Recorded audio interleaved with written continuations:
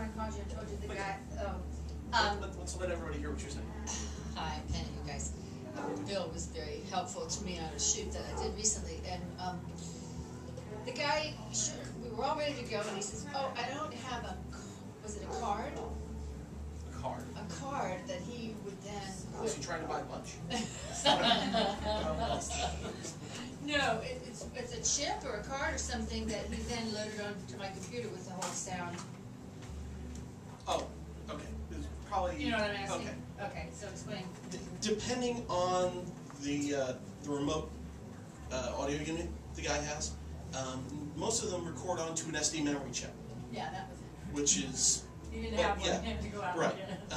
They're pretty inexpensive. Having a couple of those can always help, and audio doesn't take up a ton of memory, so always a good thing to have a couple of those. Yes, sir. This is a personal question. Yes. For your experience, Mm-hmm. some people like to record the sound with the wireless and the boom at the same time. Yes. What would you recommend when you go to the always Absolutely one both, or would be one or the other? Here's why. Always do both.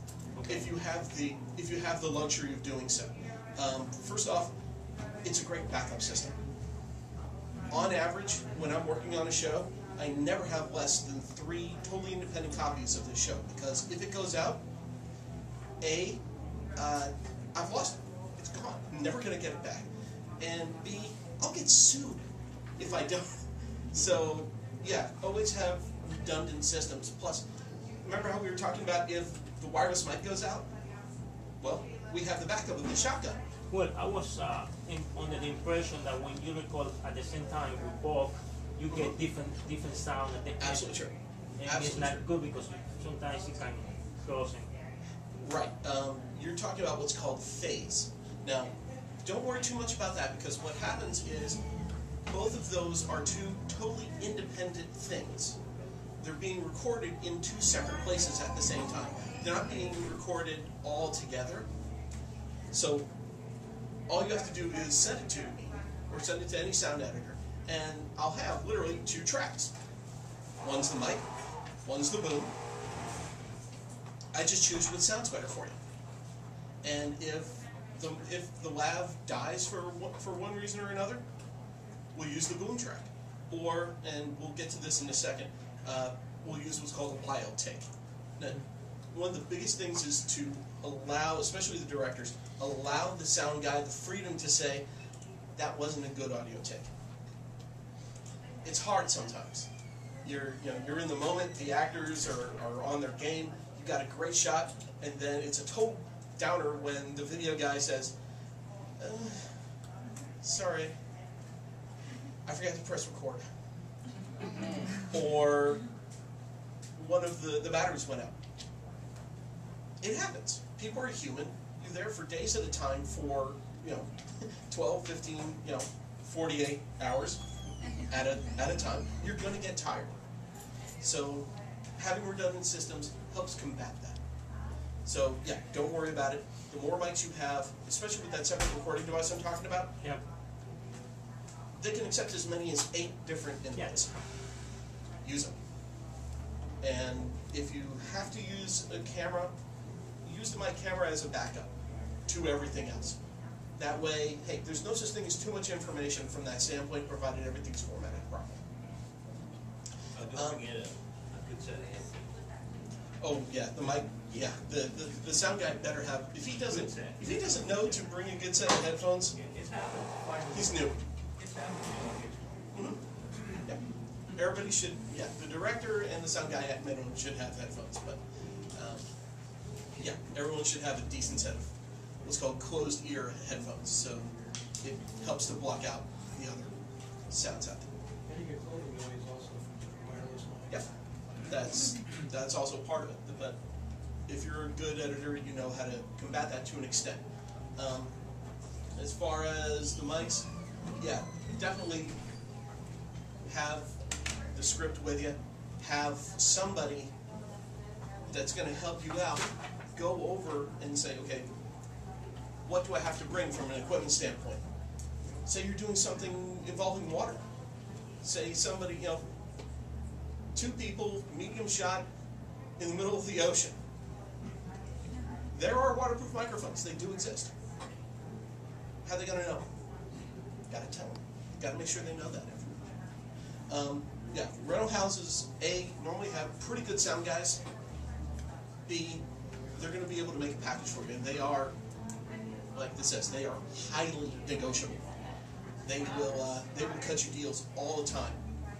And try, and this is a neat little trick, try to get this stuff on Friday. It won't be due back till Monday. Any other day of the week, say you come in Monday, gotta be back Tuesday. Get it on Friday, get 2 free days. Just a little trick. Some of them like that trick, some of them don't. But it's an idea for me. Go to the next one. Okay. Depending on the amount of manpower you have, I know, it's a variable. We'd love to have sound notes. Sound notes are a quick, easy way for the sound editor to know what you as the director preferred.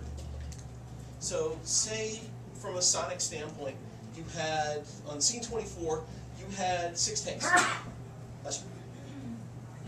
Don't worry about saying, okay, that one was awesome, that one wasn't awesome. The script supervisor should have that information. So I know what your favorite take was. Now if you said, that was great, let's do another one just for safety. I love that term. Okay, that's fine. Who knows? Maybe you like the performance of one actor on one take, and you love the performance of another actor on another take. Could be. Maybe you're going to swap between like a second camera shot and a master shot. It's possible. The point is, giving me this information and circling it, putting a little check mark, giving me a notation that says, I liked this. That tells me to grab that information first. That way, if there's something wrong with some little part of it, say someone says, I want to go to the store, but it came out, I want to go to the store. I'm going to grab the word store from another take. But I'm going to use this, take 6, as my main referent. So, this is the biggest one. This is the single largest issue I have with almost every first-time director, and it's just because no one's told you. I have no idea what scene and takes are simply by looking at file names. When you use a camera that has a microphone on it, it creates a file name, but it's normally based on, well, I think the riddle of the Sphinx might be solved a little bit sooner. It's just, it has nothing to do with scene and take information. So what I normally ask the production sound people to do is make sure I know, like scene 24, take 6. Very simple. So that way you have information when you're manipulating that data as well. So when you're making your picture, you say, okay, there's scene 24, take 6. Well, the video wasn't good, let's try take 5. Okay. Guess what it says? S24, T5. So it makes your life a little bit simpler. It makes my life a lot simpler. And you can go a lot faster.